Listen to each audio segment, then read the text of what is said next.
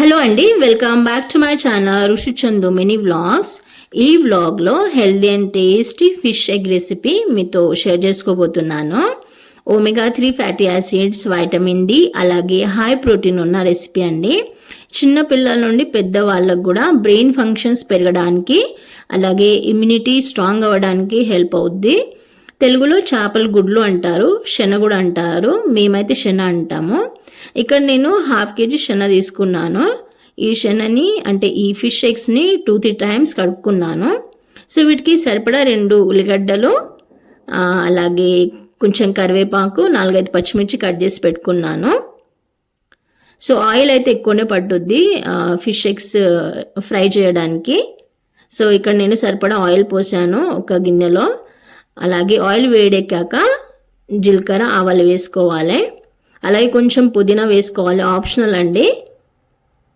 అలాగే కట్ చేసుకున్న ఉల్లిగడ్డలు, 2 ఉల్లిగడ్డలు, కరివేపాకు, అలాగే పచ్చిమిర్చి వేసుకోవాలి. సో వీటిని బాగా ఫ్రై చేయాలి. ఈ ఆనియన్స్ని రెడ్ కలర్ వచ్చే వరకు ఫ్రై చేసుకోవాలి. అలాగే 1 టేబుల్ స్పూను అల్లం వెల్లిపాయ పేస్ట్ వేసుకోవాలి. 1/2 kg శనగ కదా, సో ఇక్కడ నేను 1 టేబుల్ స్పూన్ పేస్ట్ వేసాను.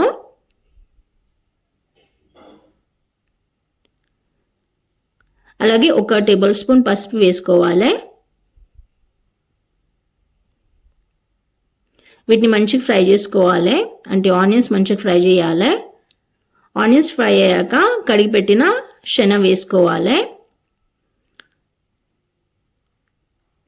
ఈ ఫిష్ ఎగ్స్ కలుపుతూనే ఉండాలి, అంటే మీడియం ఫ్లేమ్లోనే ఈ కుకింగ్ ప్రాసెస్ అంతా చేసుకోవాలి. సో ఈ కలుపుతూనే ఉండాలి, మ్యాష్ చేస్తూనే ఉండాలి.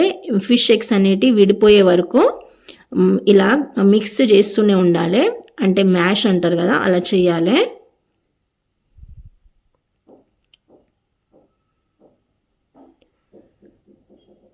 చూడండి, ఇలా విడిపోయాయి ఫిష్ ఎగ్స్. ఫిష్ ఎగ్స్ విడిపోయాక 1 టేబుల్ స్పూన్, 1 అన్న 2 టేబుల్ స్పూన్ కారం వేసుకోవాలి.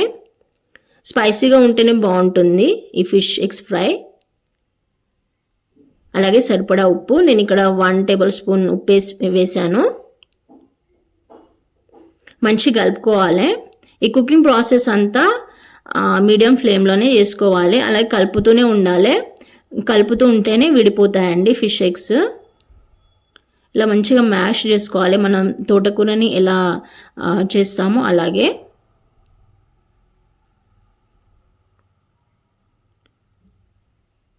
నేనైతే ఈ కుకింగ్ ప్రాసెస్ అంతా మీడియం ఫ్లేమ్లోనే చేశాను.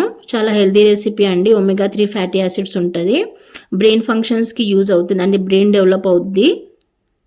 చిన్నపిల్లల నుండి పెద్దవాళ్ళు కూడా తినొచ్చు, మంచి ఇమ్యూనిటీ బూస్టర్ అన్నమాట.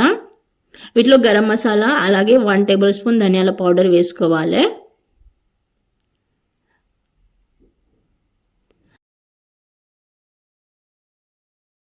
అలాగే కొంచెం కొత్తిమీర.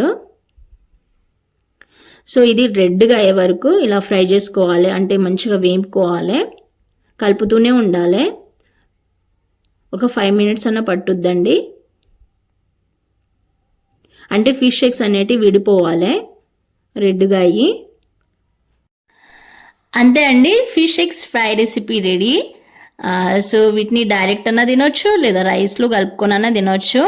చాలా హెల్తీ అండ్ టేస్ట్ రెసిపీ, చిన్న పిల్లల నుండి పెద్దవాళ్ళు కూడా తినొచ్చు. Thank you for watching till the end. Bye.